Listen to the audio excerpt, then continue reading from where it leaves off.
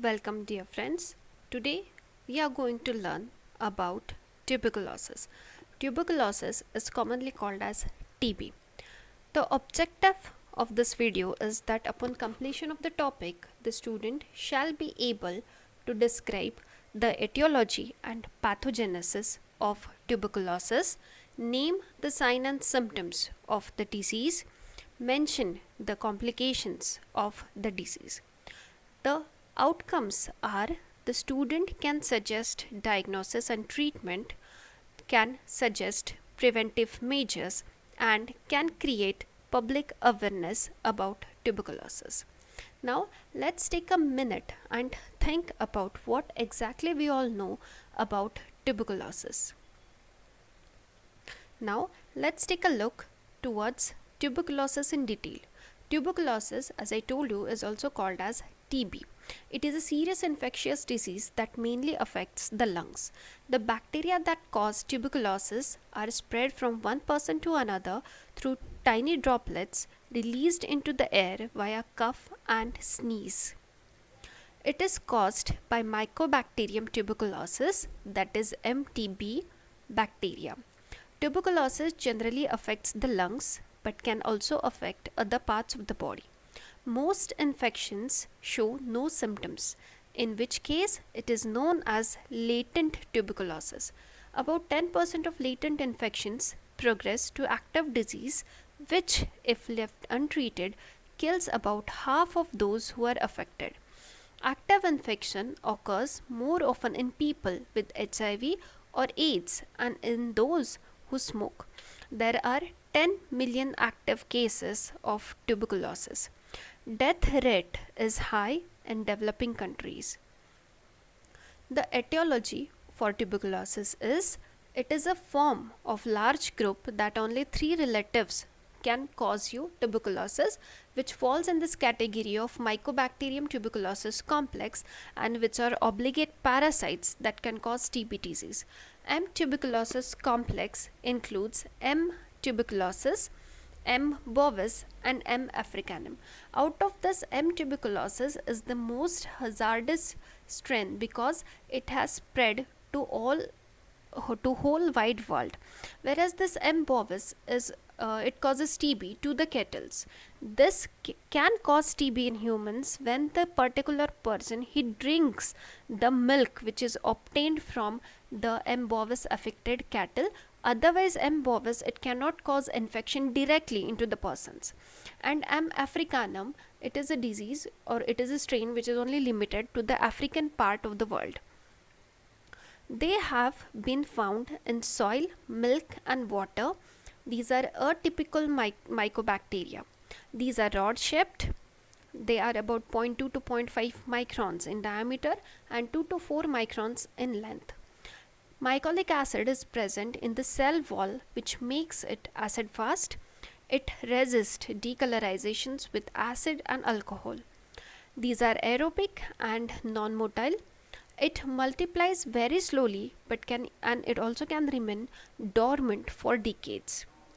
The risk factors for tuberculosis include a healthy immune system. It fights TB bacteria, but body can mount an infective defense if resistance is very low.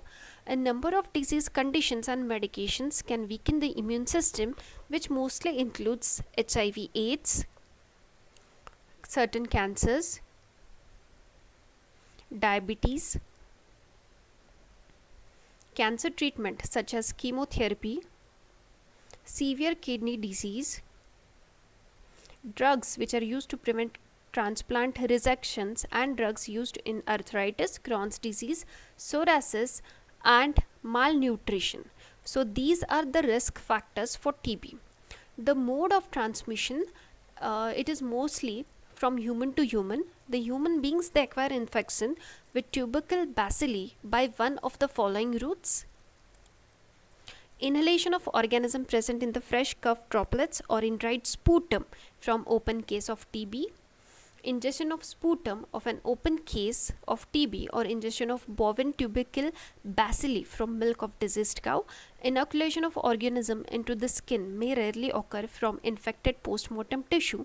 And lastly, it occurs from placental route, resulting in development of congenital tuberculosis in fetus from infected mother, and it is a rare mode of transmission.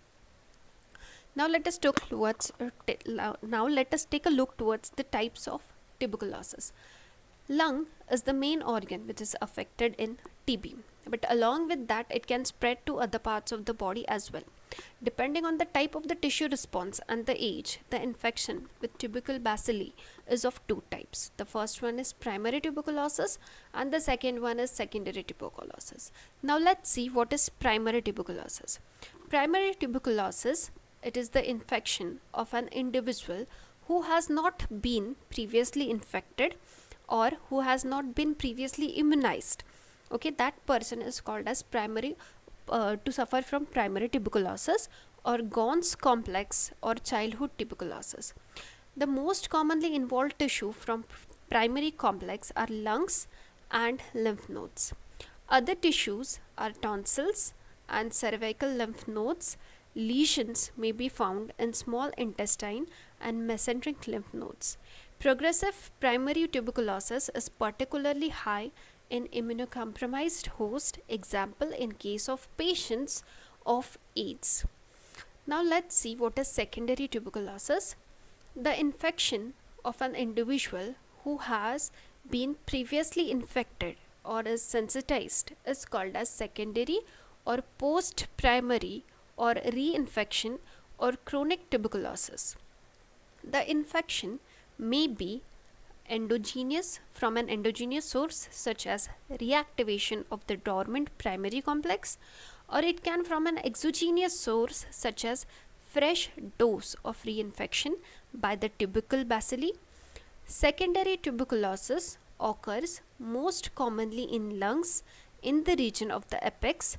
Other site and tissues which can be involved are tonsils, pharynx, larynx, small intestine and skin. Now let us see the sign and symptoms of tuberculosis.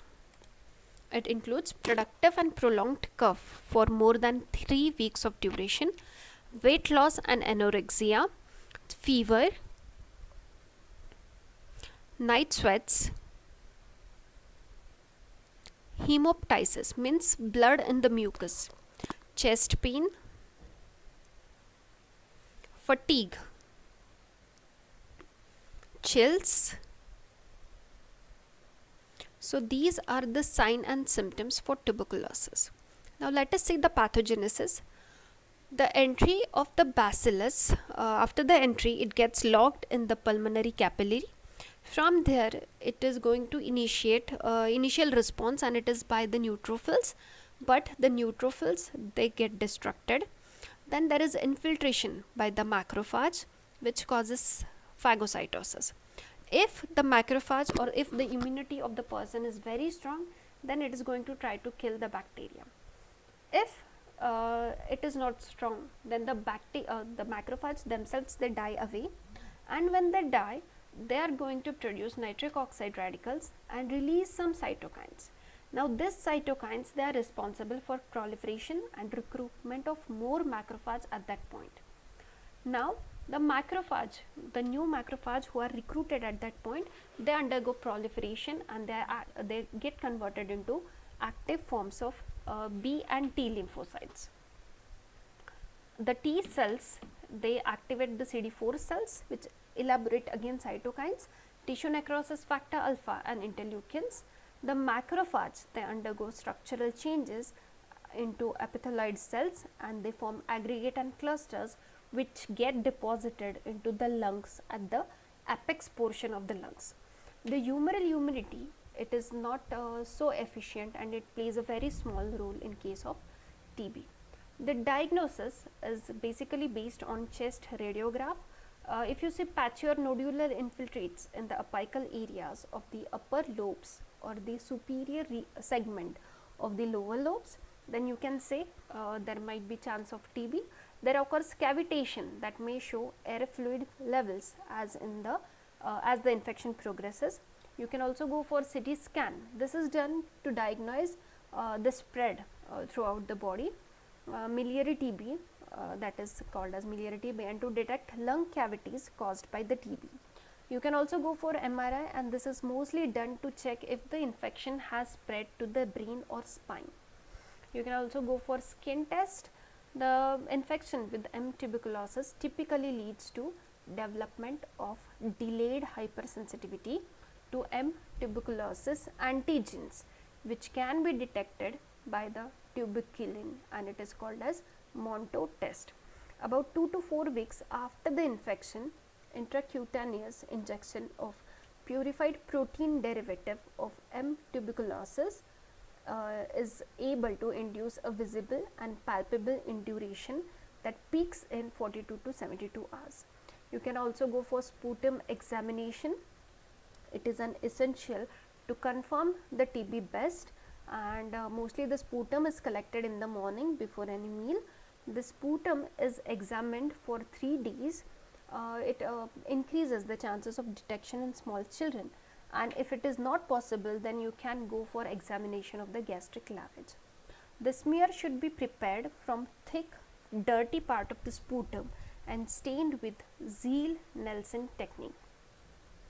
Now, the treatment for TB includes combination of 4 drugs for almost about 2 months, and it includes isoniazid, rifampicin, ethambutol, and pyrazinamide. Afterwards, the therapy or the treatment is switched only to the two drugs for 4 to 7 months, and it includes isoniazid and rifampicin. Now, let's take a look, or let's take a recap of TB. Tuberculosis is a serious infection of the lungs which is caused by Mycobacterium tuberculosis. The risk factors include healthy immunity fights off the disease, but if the immunity is not healthy, or if the person is suffering from a number of medical diseases or medications, it can weaken the immune system, and it includes HIV, AIDS, certain types of cancers, diabetes, cancer treatment such as chemotherapy, the drugs which are used for cancer therapy, severe kidney disease, the drugs which are used to prevent the rejection of the transplanted organ, or drugs which are used to treat arthritis, Crohn's disease, and finally malnutrition. The mode of transmission is through inhalation of the organism present in the fresh cough droplets and dried sputum of open case of TB, ingestion of sputum of an open case of TB, or ingestion of bovine tubercle bacilli from milk of diseased cow, inoculation of the organism into the skin from infected post-mortem tissue, and from mother to fetus. Types of TB are primary TB and secondary TB. Pathogenesis, the bacilli it enters, it gets locked in the capillary, then initial response is brought about by neutrophils, but themselves get destructed. Then there occurs infiltration of macrophage. The macrophage, they try to kill the bacteria, or they themselves die away. On dying, they are going to produce nitric oxide radicals and release certain cytokines. These cytokines proliferate and recruit more macrophage. It gets converted into T and B lymphocytes. T lymphocytes, they get aggregated into the lungs, and B lymphocytes, they have a very small role to play in TB. The signs and symptoms include productive cough for more than 3 weeks, weight loss, anorexia, fever, night sweats, hemoptysis, chest pain, fatigue, and chills. The diagnosis is dependent on chest radiograph, CT scan, MRI, skin test, Montauk test, and sputum examination. Treatment includes combination of 4 drugs: isoniazid, rifampicin, ethambutol, pyrazinamide. After that, it is switched to 2 drugs for 4 or 7 months, which includes isoniazid and rifampicin. Now, let's solve a crossword on tuberculosis.